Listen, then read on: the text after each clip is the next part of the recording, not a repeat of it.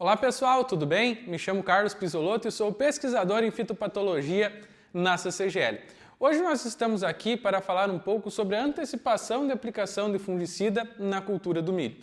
A exemplo do que nós já viemos falando há algum tempo atrás sobre antecipação de aplicação de fungicidas na cultura do trigo e principalmente na cultura da soja, nós temos observado bons resultados principalmente com a antecipação de fungicidas no milho, começando essas aplicações em V3 e V4.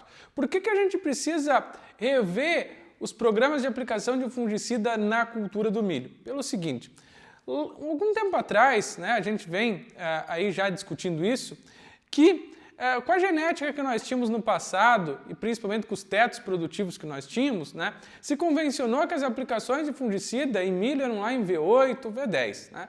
Dentro desse cenário, quando a gente olha para a evolução da genética, hoje nós temos materiais com altos tetos produtivos, e muitos desses materiais são suscetíveis a doenças importantes dentro do nosso cenário, seja mancha de bipolares, seja cercóspora, túrcico e bacteriose, a estria bacteriana.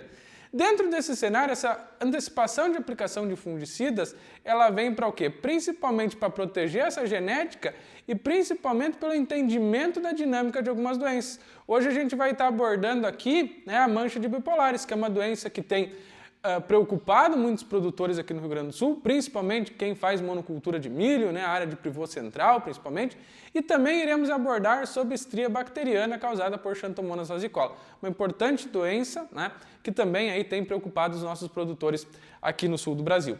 Quando nós falamos principalmente de mancha de bipolares, nós precisamos entender o seguinte cenário. Nós temos tanto bipolares maídes quanto bipolares eícola.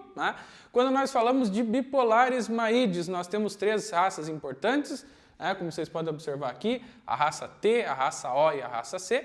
A raça O é a mais comum encontrada aqui, principalmente vai estar afetando esses nossos híbridos de milho comerciais. Quando nós falamos de bipolares eícola, nós temos das raças 1 a 5, sendo as principais a raça 1 e a raça 3. Dentro desse cenário, o que precisa ficar claro? Quando a gente fala de bipolares maídes, geralmente a gente tem aí esse patógeno produzindo um número maior de lesões menores, e quando a gente fala de bipolares eícola, principalmente na região sul, aqui, áreas mais frias, você tem lesões maiores e bem delimitadas. Então, o que a gente precisa prestar atenção aqui para esta doença?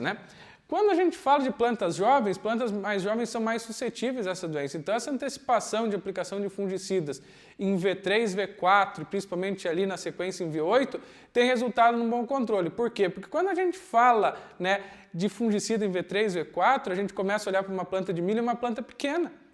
Então, a fonte de inóculo do fungo que eu tenho ali, ela é menor. Então, é mais fácil de estar controlando. Conforme essa planta vai crescendo, vai colocando mais folhas, você tem área foliar maior, um número maior de sítios alvos, você precisa de uma aplicação de fungicida mais potente, certo? Então, é mais fácil de controlar porque essa fonte de inóculo inicial, ela é menor. A aplicação de carboxamida em V3, V4, associada a um triazol, um bom triazol, aí, tem trazido resultados muito bons desse controle inicial, principalmente dessas manchas foliares. E dentro desse cenário, alguns reforços importantes também nós podemos estar fazendo, principalmente reforços com biofungicidas, à base de bacilos, ou associação com fungicidas multissítio. Dentro disso, pessoal, a gente vai estar abordando também, logo na sequência aqui, uma outra doença importante que é a estria bacteriana. E a estria bacteriana, que é causada por Xanthomonas vasicola, nós precisamos estar atentos ao quê? Principalmente a questão do híbrido, genética é muito importante nesse cenário, alguns materiais aí apresentam uma tolerância maior. As aplicações de fungicida em V3, V4 fecham uma porta importante para essa doença aqui. Por quê? Porque bactéria é oportunista. Então, bactéria precisa de alguma abertura natural, algum ferimento, alguma lesão causada por um fungo para poder penetrar nessa folha. Então, fazendo fungicida mais cedo, eu tenho maior sanidade de folha, eu dificulto o trabalho da bactéria de estar entrando nessa folha. O uso de fungicidas multissítio, seja mancozeb, oxicloreto de cobre, tem tido uma ação muito boa de controle, quando a gente fala de estria bacteriana, sempre aplicações preventivas.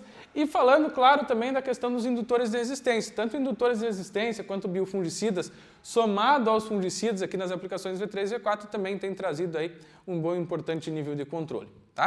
Então, dentro desse cenário, eu preciso entender o quê? Que eu fazendo fungicida, eu fecho uma porta de entrada importante para essa bactéria aqui, que é um oportunista. questão de sintomatologia, né? Geralmente a sintomatologia começa com esse tipo de lesão aqui, né? Essas pontuações verde claro, um verde mais aguado, e depois evoluem para essas estrias, tá? A bactéria, pessoal, diferentemente do fungo, ela não possui um austório. Tá? Ela vai fazendo o quê? Ela se alimenta de uma célula, mata ela, se alimenta de outra, mata ela. Por isso que a gente tem primeiro a formação dessas pontuações, porque depois vai evoluindo aqui, ó, tá? Para a formação das estrias, porque ela vai matando célula a célula, certo? Dentro desse cenário, para me identificar quando é bactéria, eu posso fazer o teste do copo, tá? Que é da corrida bacteriana. Pegar e fazer um corte nessa lesão principal, aqui, né? Mergulhá-la num copo com água, posso fazer isso, né?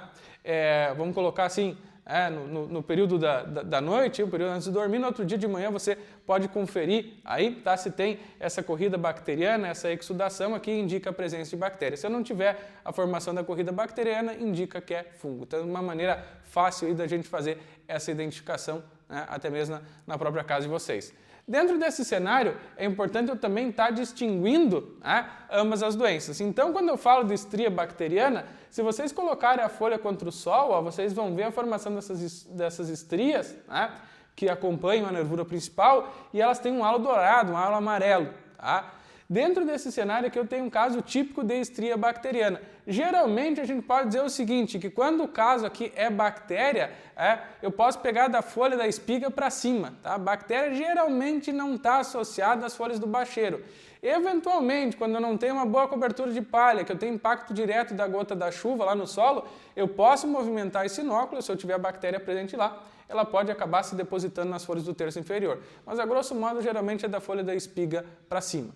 Tá? Dentro desse cenário, como eu expliquei para vocês, é muito interessante a gente observar o quê? Que aqui onde eu tenho essas estrias mais claras, esse verde mais aguado, tá? É onde a bactéria está. Onde vocês observam, por exemplo, essas necroses aqui nas estrias, ó, é onde a bactéria já passou, certo?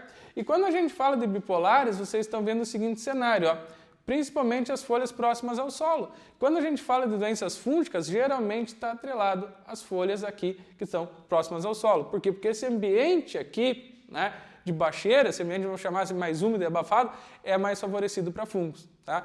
E quando a gente olha para esse cenário aqui, vocês estão vendo que as lesões são diferentes. Ó. São lesões distribuídas de maneira mais aleatória sobre a superfície da folha, né? E são lesões que puxam para um marrom mais oliva, tá? E esse halo amarelo já é bem mais discreto do que a gente tem aqui, tá? Então, na bacteriose, a gente tem na estria bacteriana, né, a formação das estrias. O que a gente precisa entender quanto à mancha de bipolares é que nós podemos ter variabilidade quanto à questão das lesões produzidas, né? Esse tipo de lesão, ele pode depender muito do quê? Ele pode depender muito da interação do ambiente, a raça do patógeno e da genética. A partir daí eu posso ter uma diferenciação nas lesões produzidas por bipolares. Então, a depender do híbrido que eu tenho, da raça do patógeno, da condição de clima, eu posso ter formação de lesões distintas, né? E também variações principalmente na dinâmica, na progressão dessa doença no campo. E para finalizar, pessoal, a gente vai estar falando sobre os posicionamentos de fungicida na cultura do milho. Então, principalmente quando a gente fala, né, aqui em fungos necrotróficos, quando a gente está falando das manchas foliares, né, seria interessante a gente fazer um posicionamento de um biológico, por exemplo, um tricoderma, né, pré-plantio, pós-colheita do milho, olhando para a gestão dos restos culturais. E principalmente quando a gente fala em aplicações em parte aérea, aplicações foliares, eu vou fazer esse fungicida, ó, V4, né, V7, pré-pendoamento. E veja que nessa chave em vermelho aqui eu tenho o posicionamento dos biofungicidas, base bacilos, tá? Então, vai entrar como reforço na aplicação de químico em V4 e em V7. E aí, aqui, pessoal, a gente tem alguns resultados importantes para mostrar para vocês quanto a isso. Nós temos aqui uma testemunha, área de sequeiro, que produziu 120 sacas por hectare, certo? E aqui a gente está fazendo um comparativo de duas aplicações de fungicida, as antecipadas, como eu falei para vocês, V4 e V8, e aqui eu estou falando do mesmo investimento, também duas aplicações de fungicida, V8 e pré-pendoamento, tá? E vocês vejam que quando eu fiz V4 e V8 aqui, ó, eu tinha uma produtividade final de 138,6 sacos por hectare. Quando eu fiz o mesmo investimento, só que começando mais tarde, em V8 e pré-pendoamento, minha produtividade já cai para 132,3 sacos por hectare.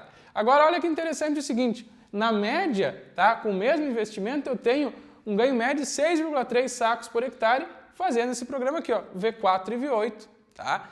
E quando a gente olha para a questão dos biofungicidas dentro desse cenário, olha só, quando eu fiz a aplicação de químico mais o biofungicida, barra em cinza, ó, em V4 e em V8, eu teve uma produtividade média aqui, ó, de 142,7 sacos por hectare. Agora, veja só, se eu repetir a mesma aplicação de químico mais biológico barra cinza, ó, em V8 e pré-apendoamento, veja que a resposta já não foi tão interessante, 134 sacos por hectare. Ou seja, se eu fizer lá em V8 e pré-apendoamento só o químico, quando comparado ao químico com o biológico, o acréscimo médio aqui foi de o quê? De 1,7 sacos por hectare. Agora, quando a gente vem aqui para antecipação das aplicações V4 e V8, o químico isolado me entregou 138,6 sacos por hectare. E quando eu combinei com o biofungicida, eu cheguei a 142 sacos por hectare. Então aqui a gente tem um acréscimo médio de 4,1 sacos por hectare. Pessoal, isso era o que eu tinha para trazer para vocês, um pouco sobre as aplicações antecipadas de fungicida em milho. Qualquer dúvida, qualquer questionamento, vocês podem estar aí acessando nossos vídeos, acessando o canal da RTC para que a gente possa explorar melhor este assunto.